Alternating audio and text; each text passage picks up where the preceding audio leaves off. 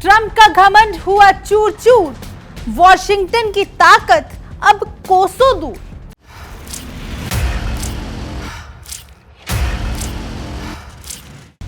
ईरानी बारूद ने बदला मंजर, अमेरिकी ठिकानों के सीने में खंजर।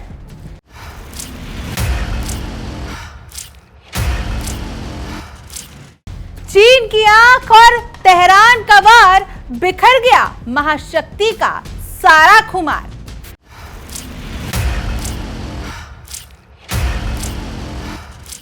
कहते हैं कि विनाश काले विपरीत बुद्धि। आज मिडल ईस्ट में अमेरिका के 16 तबाह सैन्य ठिकाने ट्रंप की इसी अदूरदर्शिता की कहानी कह रहे हैं।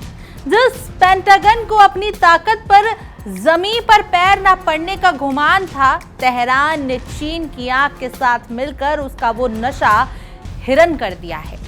40 दिन के युद्ध ने साबित कर दिया कि अब वॉशिंगटन के रडार पर हाथी के दांत बन चुके हैं, जो सिर्फ दिखावे के हैं। अब जब ईरान ने कूटनीति का जाल बिछाया है, तो हार से बिचौलियाए ट्रंप उल्टा चोर कोतवाल को डांटे के तर्ज पर धमकियां दे रहे हैं। क्या ये सुपर पावर की डूबती नैया का आखिरी शोर है, या फिर दुनिया किसी बड़े महाविनाश की दहलीज पर खड़ी है? देखिए कैसे बीजिंग और तेहरान ने मिलकर व्हाइट हाउस के अजय होने के चिराग को बुझा दिया है।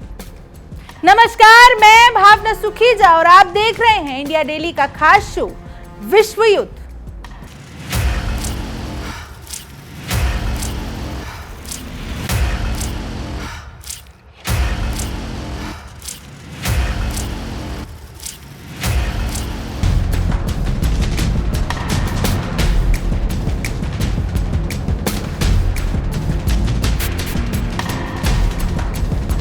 पेंटागन के नक्शों पर बने वो चमकदार बिंदु, जिन्हें अमेरिका मिडल ईस्ट में अपनी ताकत का अभेद किला मानता था, आज ईरानी बारूद की गंध और मलबे के ढेर में तब्दील हो चुके हैं। 40 दिन का युद्ध केवल गोलियों की गूंज नहीं थी, बल्कि डोनाल्ड ट्रंप के उस अहंकार का अंत था, जो कागजी प्रतिबंधों के दम पर एक महान सभ्यता को झुकाने का ख्वाब देख रहे थे।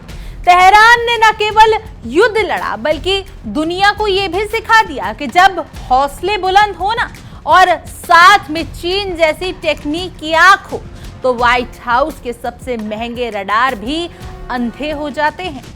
युद्ध विराम के एक महीने बाद जो सच निकल कर सामने आ रहा है, वो किसी डरावने सपने से कम नहीं है। कुवैत से लेकर जॉर्डन तक अमेरिका के 16 सैन्य ठिकाने अब महज खंडर हैं, जो ट्रंप की उस खोखली मैक्सिमम प्रेशर रणनीति की गवाही दे रहे हैं, जिसने अमेरिका को इस दलदल में लाकर खड़ा कर दिया है।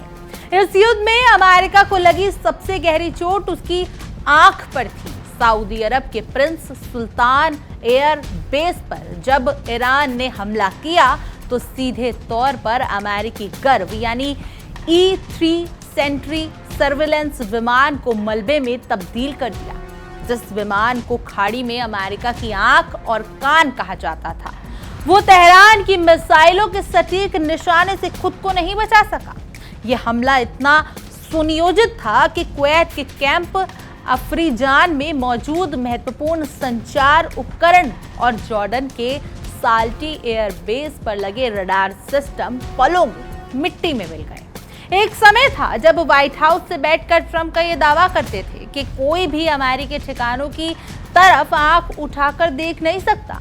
लेकिन हकीकत देखिए आप कि अमेरिका की सबसे महंगी सैन्य संपत्ति यानी रडार सिस्टम आज धूल फांक रहे हैं, और कई ठिकाने आज भी इस लायक नहीं बचे कि वहां से एक फाइटर जेट उड़ान भर सके।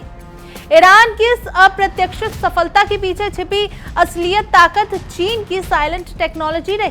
तेहरान ने 2024 में चीन के साथ जो गोपनीय समझौता किया और जो TEE-014 सैटेलाइट हासिल की, उसने पूरे युद्ध का रुख ही बदल कर रख दिया है।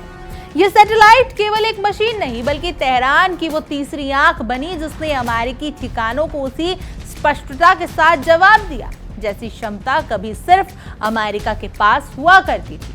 इस चीनी टेक्निक ने पेंटागन के उन कमांड सेंटरों को भी असुरक्षित बना दिया जिसमें अजय माना जाता था। कतर का अल उदीद एयरबेस, जो पूर्व मिडल ईस्ट के लिए अमेरिकी वॉर रूम और कमांड सेंटर है, उसे ईरान ने 2 बार निशाना बनाकर यह संदेश दे दिया कि अब अमेरिका अपने ही घर में सुरक्षित नहीं है।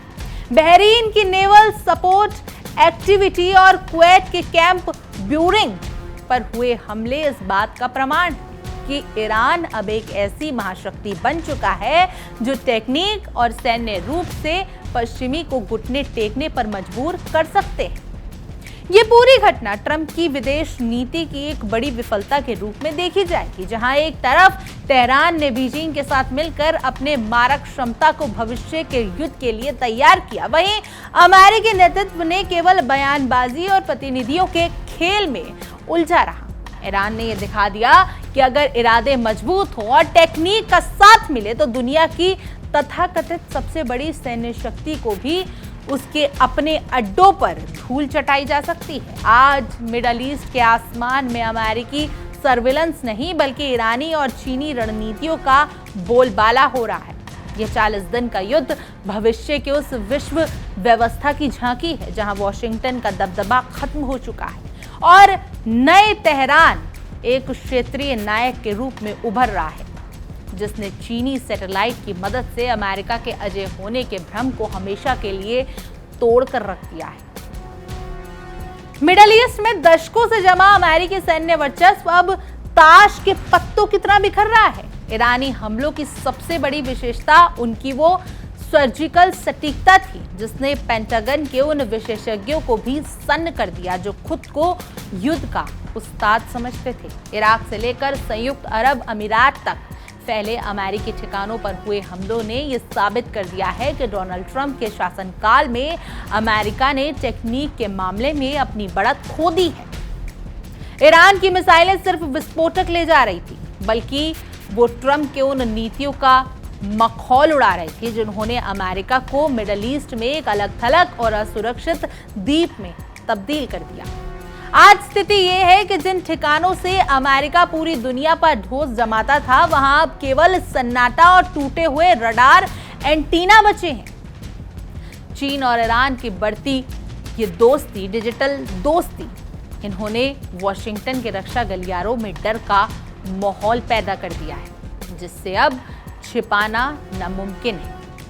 चीन की TEE-014 सैटेलाइट ने न केवल ईरान को निशाना साधने में मदद की, बल्कि उसने अमेरिका के उन इलेक्ट्रॉनिक जैमर्स को भी नाकाम कर दिया जिन्हें ट्रंप प्रशासन अपनी सबसे बड़ी ढाल बताता था।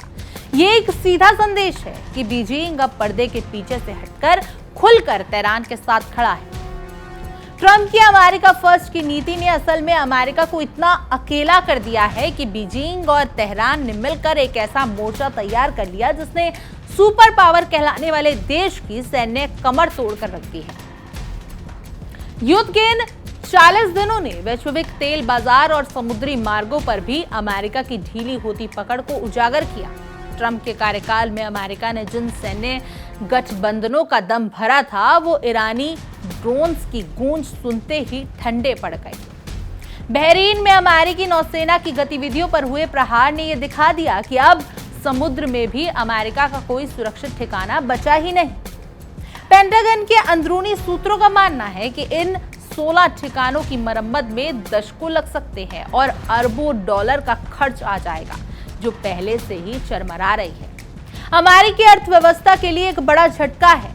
यह हार केवल युद्ध के मैदान में नहीं, बल्कि ट्रंप की उस विजनलेस लीडरशिप की हार है जिसने खतरे को भांपने में भारी चूक कर दी।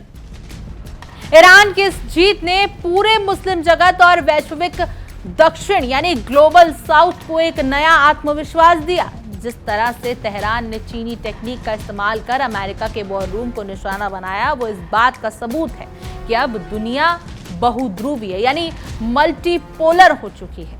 ट्रंप प्रशासन की सबसे बड़ी गलती ये रही कि उन्होंने ईरान को केवल एक प्रतिबंधित देश समझा, जबकि वो एक उभरती हुई टेक्निक महाशक्ति बन चुका है।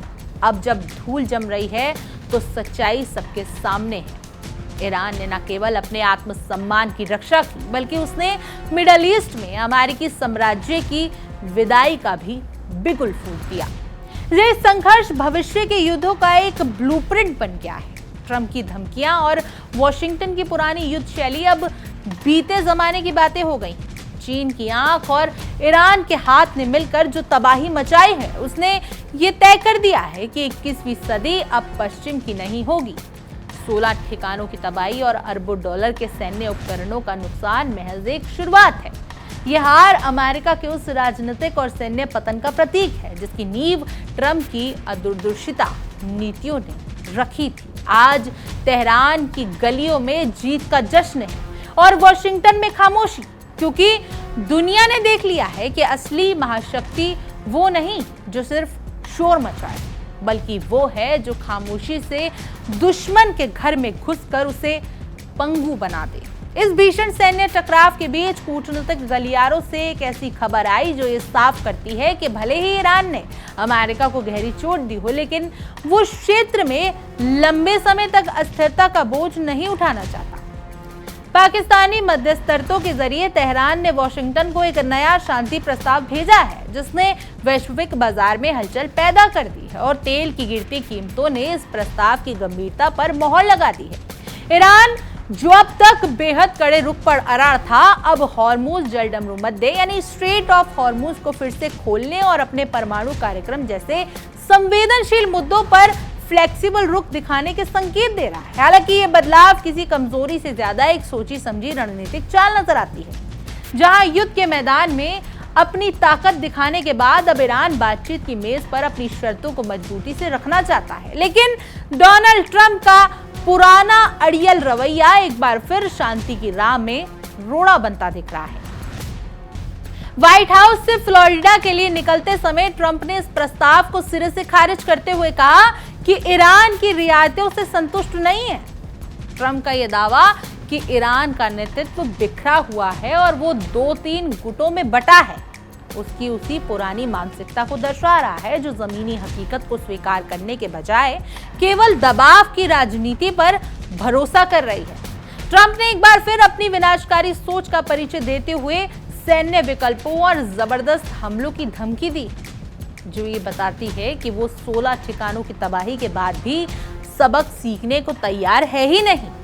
सेंट्रल कमांड के कमांडर एडमिरल ब्रैड कूपर के सैन्य विकल्पों का हवाला देना ट्रंप की उस हताशा को दिखा रहा है, जहां वो अपनी हार को ढकने के और अधिक खून खराबे का रास्ता तलाश रहे हैं। खैर, आप सबसे पहले इसी मुद्दे पर देखिए हमारी सहयोगी नैना यादव के शो आक्रमण की ये खास पेशकश।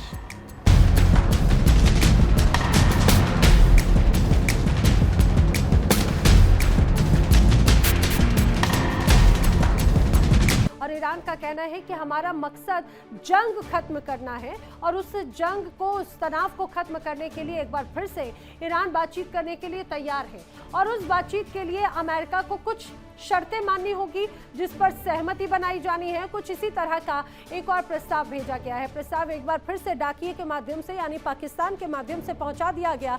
हालांकि पिछली बार जब प्रस्ताव भेजा गया तो अमेरिका ने क्लियर कट NO नो कह दिया, लेकिन क्या इस बार अमेरिका की तरफ से ईरान के इस अपडेटेड प्रस्ताव पर सहमति बनेगी क्या? इस एडिटेड प्रस्ताव पर सहमति बनेगी क्या? ये देखने वाली बात है। चलिए आगे बढ़ते हैं, बात करते हैं ईरान की। ईरान के लिए सुप्रीम लीडर का पद बेहद अहम है। ईरान में उनके फैसलों को सबसे ज्यादा अहमियत दी जाती है। अब IRGC सीधे तौर पर तो सुप्रीम लीडर को ही रिपोर्ट करती है। अब ईरान में सुप्रीम लीडर और IRGC की हैसियत इस बात से समझी जा सकती है कि ईरान की लोकतांत्रिक सरकार और सेना भी उनसे ज्यादा शक्तिशाली नहीं। बात करें वर्तमान सुप्रीम लीडर मुश्तबा खामनेई की, तो वो अब तक सार्वजनिक रूप से दिखाई नहीं दिए। अब बताया जा रहा है कि ईरान के नेता ने ही उनके जख्मी होने की बात भी मान ली है।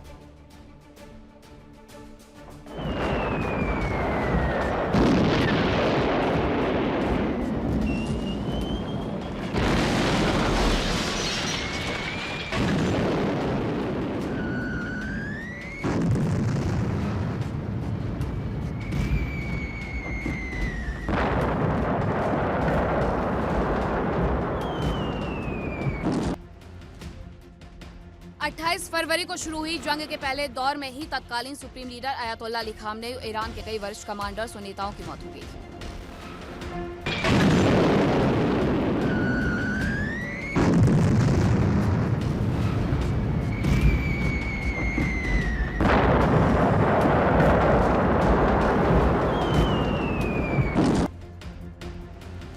जिसके बाद उनके बेटे मुस्तफा खामनेई को सुप्रीम लीडर चुना गया, लेकिन तब से अब तक वो सार्वजनिक रूप में नहीं दिखे।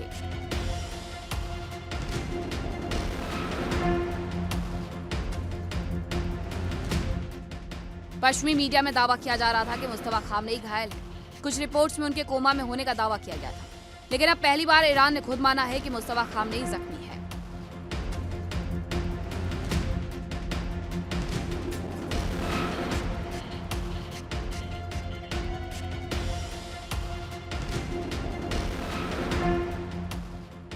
ईरान के सर्वोच्च नेता मुस्तफा खामनेई के स्वास्थ्य को लेकर दुनिया भर में चल रही अटकलों के बीच ईरान ने पहली बार माना है कि सुप्रीम लीडर मुस्तफा जख्मी है।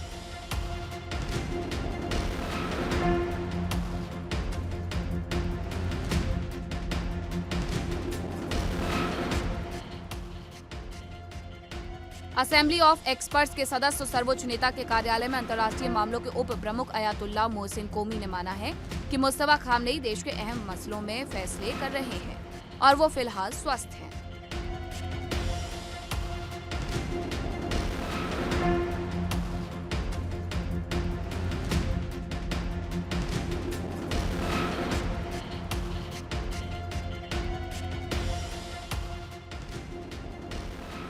मोहसिन कोमी ने कहा कि पश्चिमी देश केवल अफवाह फैलाने और ईरान को प्रतिक्रिया देने के लिए मजबूर करने के लिए कई तरह के हथकंडे अपना रहे हैं।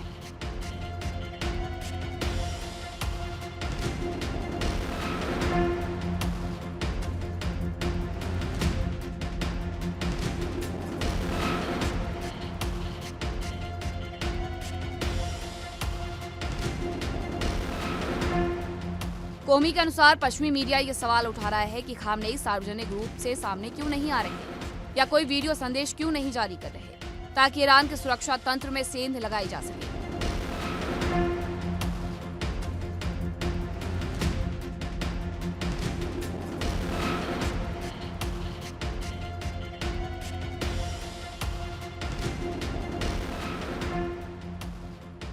खबरों के अनुसार कोमी ने कहा कि जिस इमारत पर बमबारी हुई थी उस वक्त वहां मुस्तफा खामनेई मौजूद नहीं थे।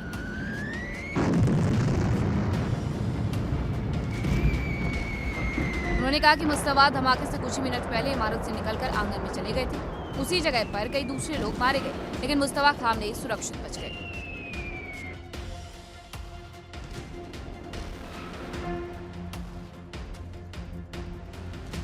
कोमी ने माना कि हमले में मुस्तफा को कुछ चोटें जरूर आए, लेकिन उनकी जान बचाना और उनकी सेहत का ख्याल रखना ईरान के लिए सबसे अहम मुद्दा है। कोमी ने लोगों को भरोसा देते हुए कहा कि ईरान के वरिष्ठ अधिकारियों का पूरा ध्यान अब उनकी सुरक्षा और सेहत पर है।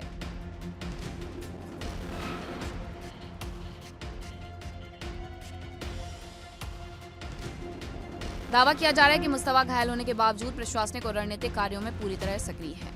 वो बातचीत और जमीनी अभियानों की सीधी निगरानी कर रहे हैं। बताया जा रहा है कि कुछ समय पहले ही मुस्तफा ने ईरानी प्रतिनिधिमंडल को खास निर्देश भी दिए थे।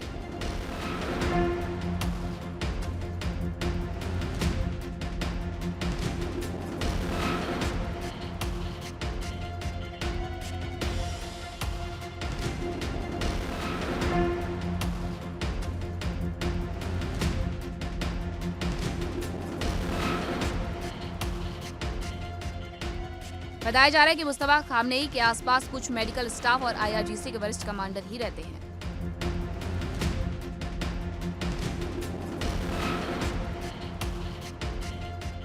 और वो लोग ही सरकार, जनता और मुस्तफा के बीच की कड़ी का काम कर रहे हैं।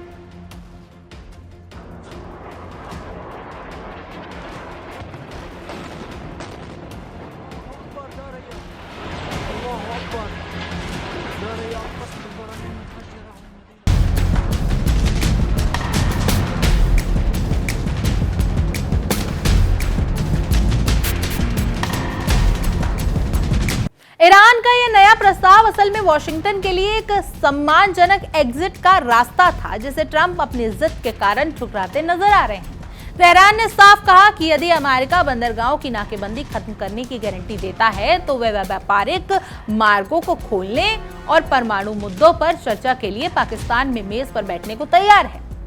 ईरान की पेशकश उसकी कूटनीतिक परिपक्वता को दर्शा रही है कि पहले सैन्य प्रहार से अमेरिका को पंगु बनाना और फिर शांति की बात कर दुनिया के सामने खुद को एक जिम्मेदार शक्ति के रूप में पेश करना। लेकिन वहीं दूसरी ओर ट्रंप का रवैया ये स्पष्ट कर रहा है कि उनके पास इस संकट से निकलने का कोई ठोस विजन है ही नहीं, सिवाय उन खोखली धमकियों के जो पहले ही 16 अमेरिकी ठिकानों को मलबे में तब्दील कर चुके हैं। अब फैसला वॉशिंगटन को करना है कि वो इस शांति के हाथ को थामता है या ट्रंप के अहंकार की भेंट चढ़कर एक और विनाशकारी अध्याय की शुरुआत करता है। फैसला पूरा ट्रंप के हाथ में है, लेकिन इस सब में पिस जो रही है वो दुनिया पिस रही है। गैस सिलेंडर महंगा हो रहा है, लेकिन ट्रंप का रवैया बदल नहीं पा रहा है। आप इस पूरे मुद्दे पर क्या कुछ कहना चाहेंगे? आपकी क्या कुछ राय है? क्या ट्रंप सही है या फिर मौजतबा? क्या ईरान का प्रस्ताव ठुकराकर अमेरिका ने सही किया? क्या कुछ राय है? कमेंट करें, जरूर बताएं। और तमाम देश और दुनिया की खबरों के लिए आप देखते रहिए इंडिया डेली और हमारा खास शो विश्व युद्ध। देखिए इंडिया डेली 24/7 अब आपके स्मार्ट टीवी पर। इंडिया डेली मौजूद है सभी डिजिटल प्लेटफॉर्म पर लाइव और लगातार। इंडिया डेली 24/7 हर दिन राष्ट्र को समर्पित।